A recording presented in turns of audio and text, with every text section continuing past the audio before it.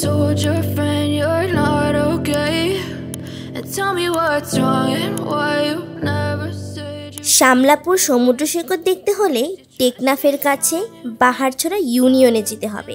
সবুজ ঝাউবন, মাছ ধরার নৌকা এবং জেলেদের ব্যস্ততা ছাড়া এখানে দেখার মতো তেমন মানুষজন মিলে না। আর এই নির্জনতায় ভ্রমণপ্রিয় মানুষকে শামলাপুর সমুদ্র সৈকতের প্রতি আগ্রহ করে তুলেছে।